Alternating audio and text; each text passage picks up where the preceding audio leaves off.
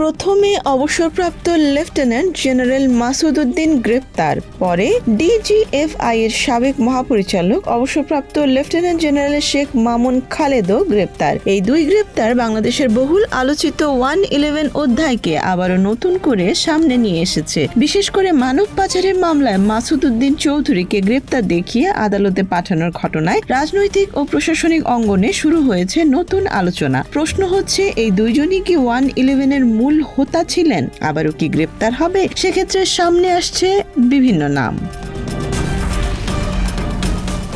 2007 সালের 11 জানুয়ারি ঘটনা প্রবাহ, যা দেশে 111 নামে পরিচিত, ছিল বাংলাদেশের রাজনৈতিক ইতিহাসের এক কলঙ্কময় মোড়। ওই সময় সামরিক সমর্থিত তত্ত্বাবধায়ক সরকারের অধীনে শুধু সরকার পরিবর্তনই হয়নি, রাষ্ট্রীয় ক্ষমতার কাঠামো, প্রশাসন এবং রাজনৈতিক সংস্কৃতিতেও গভীর প্রভাব পড়ে। দুর্নীতি বিরোধী অভিযানের নামে রাজনৈতিক দলগুলোর নেতাদের উপর ব্যাপক নির্যাতন চালানো হয়।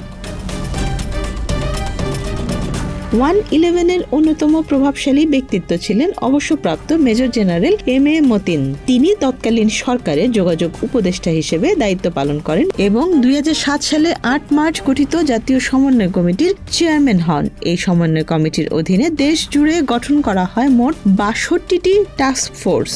ঢাকা মহানগর এবং পার্শ্ববর্তী এলাকায় 40টি এবং অন্যান্য জেলায় 22টি। সেনাবাহিনী, পুলিশ, দুর্নীতি দমন কমিশন, দুদক এবং বিভিন্ন গোয়েন্দা সংস্থার সমন্বয়ে গঠিত এসব টাস্ক ফোর্স দুর্নীতি বিরোধী অভিযান পরিচালনা করে। রাজনৈতিক নেতা, শীর্ষ আমলা এবং প্রভাবশালী ব্যবসায়ীদের বাসাবাড়ি ও অফিসে অভিযান চালিয়ে বহু ব্যক্তিকে গ্রেপ্তার করা হয়, যা দেশের রাজনৈতিক অঙ্গনে ব্যাপক আলোড়ন তোলে।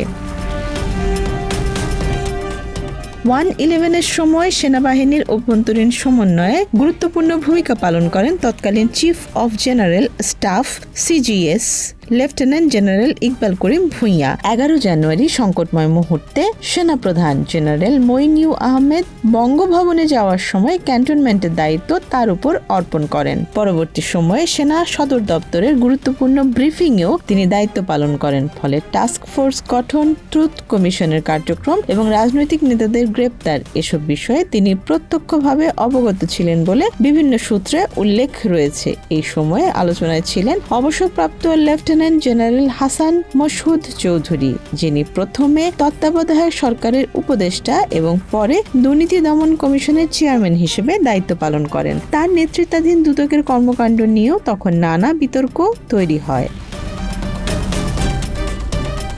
111 এর রাজনৈতিক প্রেক্ষাপট বুঝতে হলে তৎকালীন রাষ্ট্রপতি ও তত্ত্বাবধায়ক সরকারের প্রধান অধ্যাপক ইয়াজউদ্দিন আহমেদ এবং পরবর্তী প্রধান উপদেষ্টা ডক্টর ফখরুদ্দিন আহমেদের ভূমিকাও গুরুত্বপূর্ণ। তাদের নেতৃত্বে প্রশাসনিক পুনর্গঠন, দুর্নীতি বিরোধী অভিযান এবং রাজনৈতিক সংস্কারের নামে বিভিন্ন পদক্ষেপ নেওয়া হয়, যা পরবর্তীতে ব্যাপক সমালোচনার জন্ম দেয়। এই সময়ে সবচেয়ে বিতর্কিত দিকগুলোর একটি ছিল রাজনৈতিক নেতাদের গ্রেপ্তার ও তাদের বিরুদ্ধে দুর্নীতির মামলা। বিশেষ করে সাবেক প্রধানমন্ত্রী বেগম খালেদা জিয়া এবং তারেক রহমানের বিরুদ্ধে নেওয়া পদক্ষেপগুলো নিয়ে ব্যাপক বিতর্ক সৃষ্টি হয়। অনেকেই এসব অভিযানকে রাজনৈতিক উদ্দেশ্য প্রণোদিত বলে অভিযোগ করেন। 111 পরবর্তী সময়ে সংশ্লিষ্ট অনেক ব্যক্তি দেশের বাইরে অবস্থান করছেন বা আড়ালে চলে গেছেন। সাবেক প্রধান উপদেষ্টা ফখরুদ্দিন আহমদ যুক্তরাষ্ট্রে বসবাস করছেন, যেখানে তিনি মেরিল্যান্ড অঙ্গরাজ্যের পটোম্যাক এলাকায় বাড়ি কিনে স্থায়ী হয়েছেন এবং ইউনিভার্সিটি অব ভার্জিনিয়ায় ভিজিটিং স্কলার হিসেবে কাজ করছেন। সাবেক সেনাপ্রধান মইনু আহমেদও যুক্তরাষ্ট্রে অবস্থান করছেন এবং দীর্ঘ সময় ক্যান্সারের চিকিৎসা নিয়েছেন। তিনি পরবর্তীতে শান্তির পথে শীর্ষক বইয়ে 111 এর কিছু অভিজ্ঞতা তুলে ধরেন। সাবেক রাষ্ট্রপতি ইয়াজউদ্দিন আহমেদ থাইল্যান্ডে চিকিৎসাধীন অবস্থায় মৃত্যুবরণ করেন। জীবনের শেষ সময়ে তিনি অনেকটাই নিভৃতে কাটিয়েছেন।